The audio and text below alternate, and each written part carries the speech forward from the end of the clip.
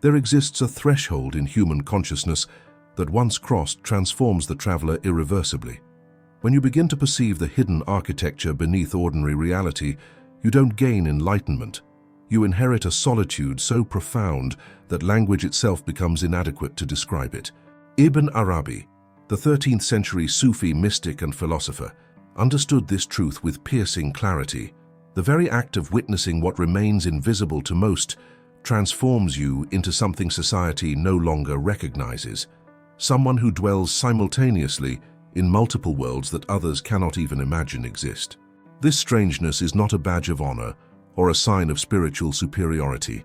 It is the inevitable scar left by consciousness, expanding beyond the comfortable boundaries that most human beings never question and never need to question. You begin to notice patterns in human behavior that others dismiss as coincidence. Sense the unspoken tensions beneath polite conversation, like fault lines beneath solid ground.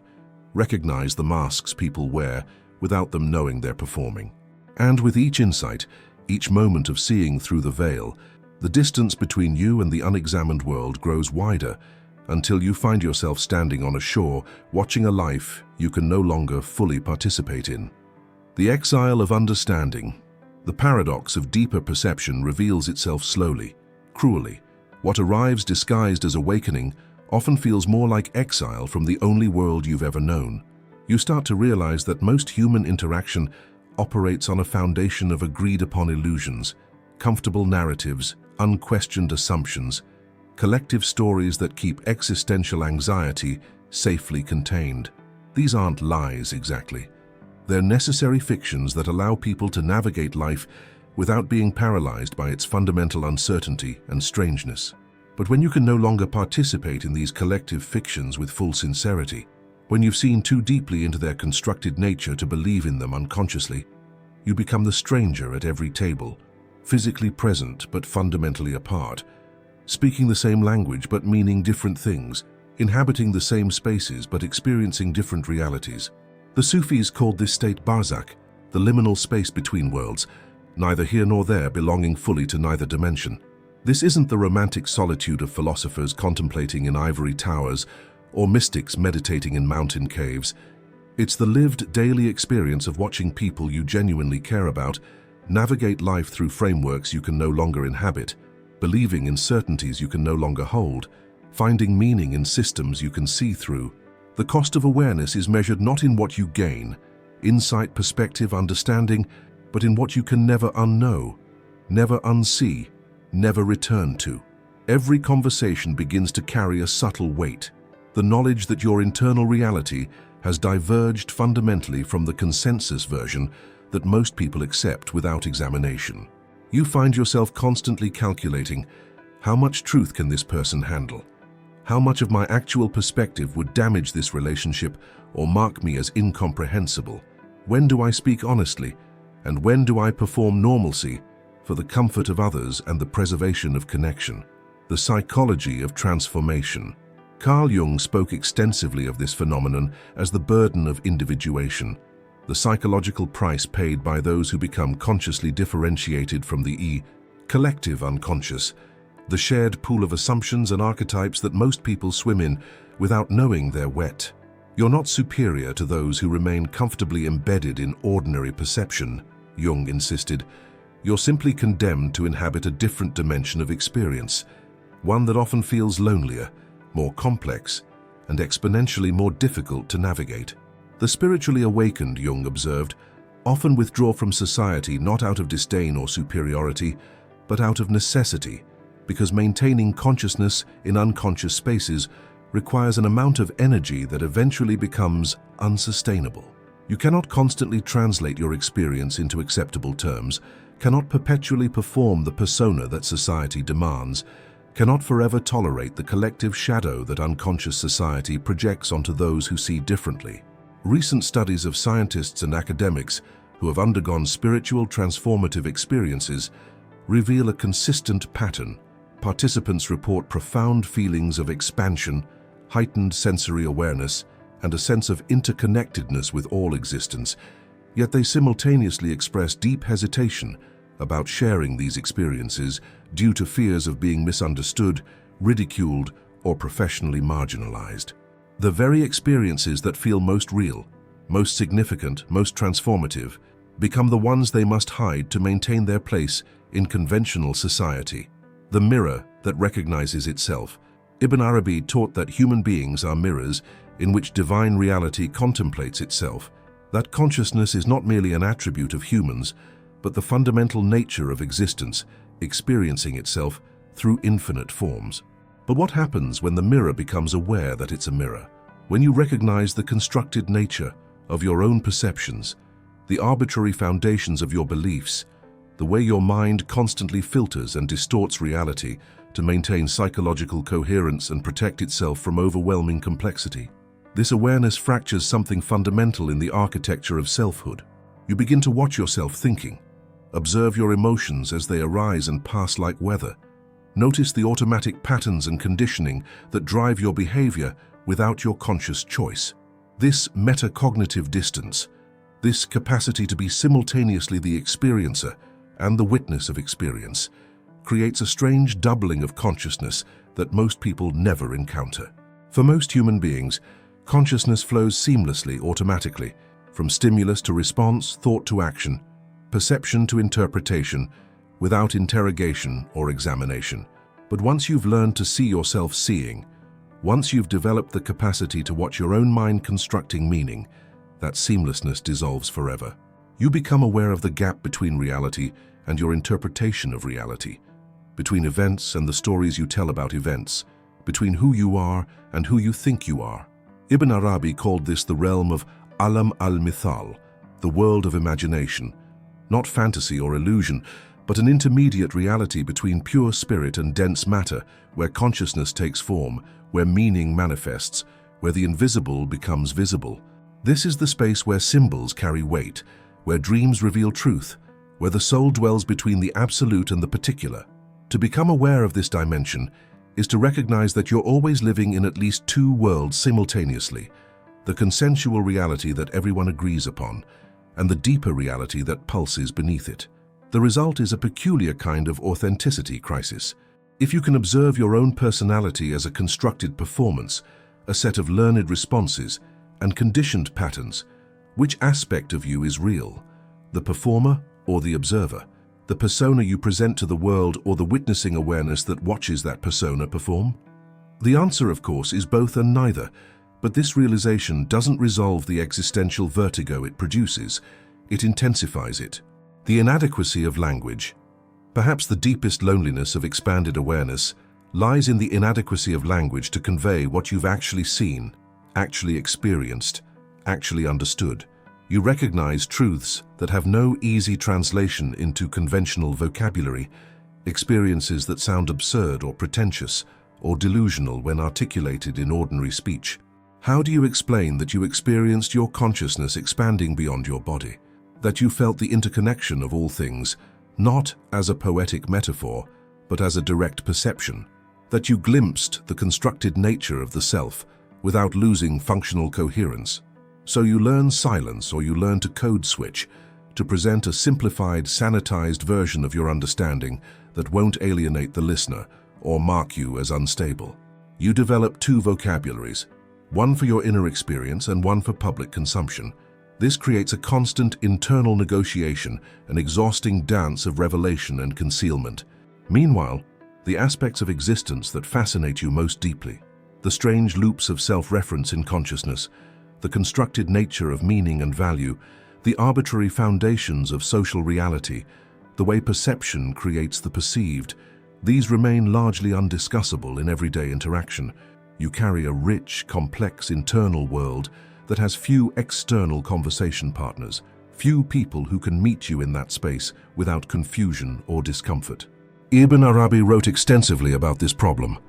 The mystic returns from the experience of unity with the divine only to find that words fail, that concepts distort, that language, designed for the world of separation and multiplicity, cannot adequately capture the experience of unity and transcendence.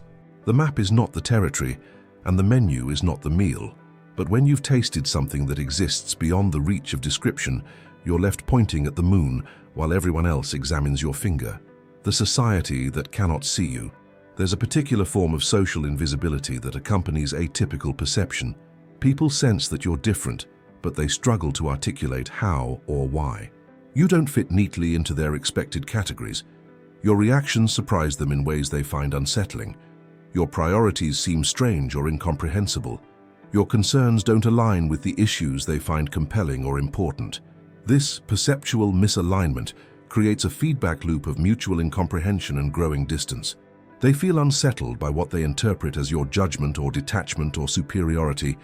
Though you may be feeling none of these things, you feel exhausted by the constant need to translate your experience into terms they can accept, to perform engagement with concerns that feel increasingly trivial or beside the point. Neither party is wrong exactly.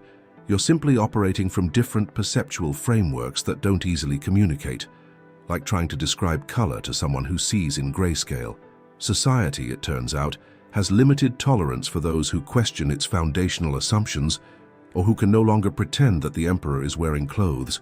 The person who sees through social performances, who recognizes the arbitrary nature of status hierarchies, who can't muster genuine concern for the trivial dramas and manufactured outrages that consume collective attention, this person becomes a kind of social irritant, a reminder of possibilities people have chosen not to examine.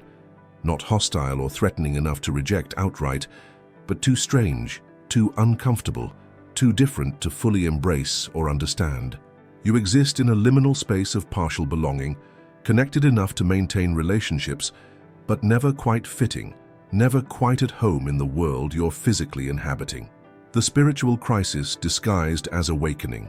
What mainstream psychology often pathologizes as crisis or breakdown may actually be breakthrough, the necessary destruction of outgrown structures to make space for expanded consciousness. Spiritual awakening, contrary to popular imagination, is rarely peaceful or blissful. It's typically disorienting, frightening, and profoundly destabilizing.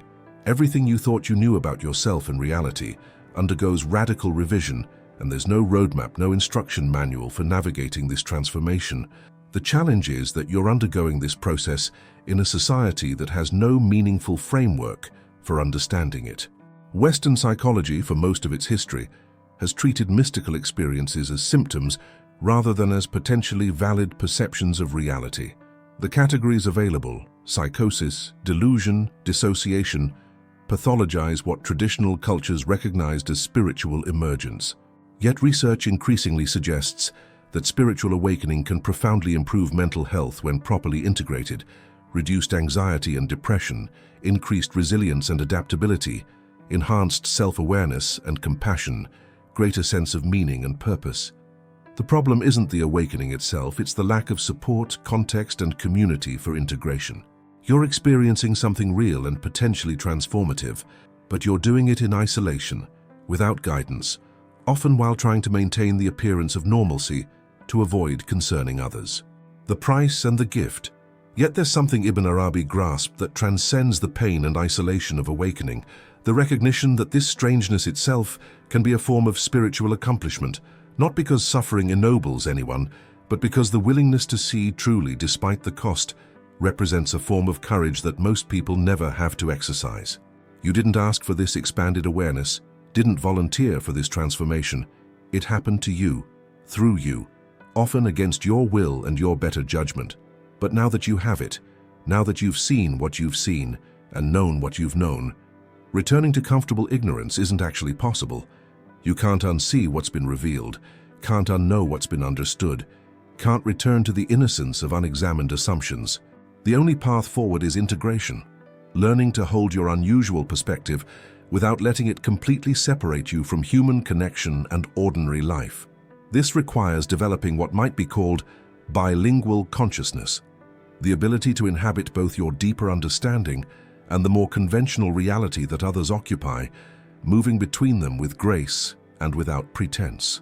Not abandoning your insight, but contextualizing it. Not denying what you've seen, but recognizing it as one angle on an inexhaustible reality. The strangeness doesn't disappear. It becomes integrated, becomes part of who you are rather than something happening to you.